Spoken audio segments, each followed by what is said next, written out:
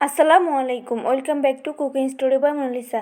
আজকে আপনাদের সাথে ঘি, ডালডা, বাটার, ময়দা, সুজি কিংবা বেসন ছাড়াই খুব সহজেই কীভাবে বেকারির চেয়ে বেশি স্বাদের বিস্কুট বাসায় আটা দিয়ে তৈরি করবেন সেই রেসিপিটাই শেয়ার করব। এই বিস্কুটটা ময়দার থেকে আটা দিয়ে বানালে বেশি মজা হয় এবং আটা দিয়ে তৈরি করাটা খুবই স্বাস্থ্যকর। তাই আমি এখানে বিস্কুটের জন্য নিয়ে নিচ্ছি 1/3 কাপ চিনিটা এবার আমি মিক্সারের জারে দিয়ে খুব ভালো করে গুঁড়ো করে নিচ্ছি। চিনিটা গুঁড়ো করে নেওয়া হয়ে গেলে এবার দিয়ে দিচ্ছি 2 কাপ আটা। আপনারা চাইলে সবগুলো উপকরণের পরিমাণ বাড়িয়ে কমিয়ে ইউজ করতে পারেন। এবার গুঁড়ো করে রাখা চিনিটা আটার মধ্যে দিয়ে দিচ্ছি। এবার এখানে দিয়ে দিচ্ছি 1 চিমটির মতো লবণ।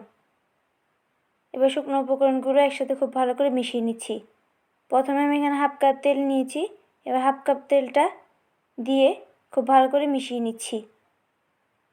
এখানে আমার আর কিছুটা তেল লাগবে, তাই আমি আরও 1/2 কাপ তেল নিয়েছি। এবার অল্প অল্প করে তেলটা দিয়ে মেখে নিব। অবশ্যই অল্প অল্প করে দিবেন, কারণ অনেক সময় তেলের পরিমাণ কম বেশি লাগতে পারে। আমার এখানে টোটাল 1 কাপের মতো তেল লেগেছে।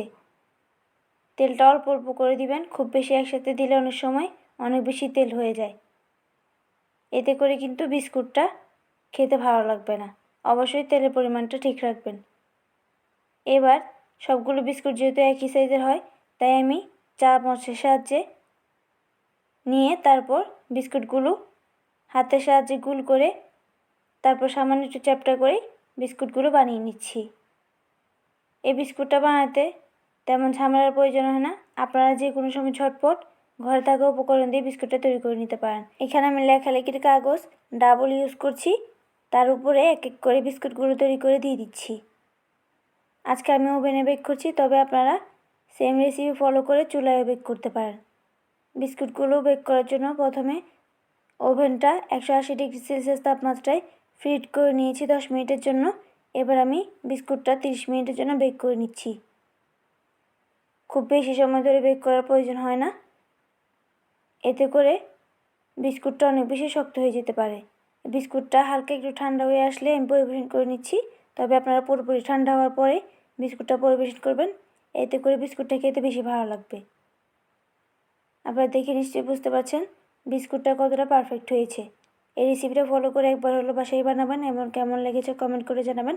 রেসিপি ভালো লেগে থাকলে প্লিজ একটি লাইক দিয়ে দিবেন এবং চ্যানেলটি সাবস্ক্রাইব করে পাশে থাকা বেল আইকনটি প্রেস করে দিবেন। আর যারা ফেসবুক থেকে দেখছেন অবশ্যই পেজটি ফলো করে দিবেন। আজকের মতো এখানেই বিদায় নিচ্ছি। দেখা হবে পরবর্তী কোনো রেসিপি নিয়ে। সে পর্যন্ত সবাই ভালো থাকবেন। আল্লাহ হাফেজ।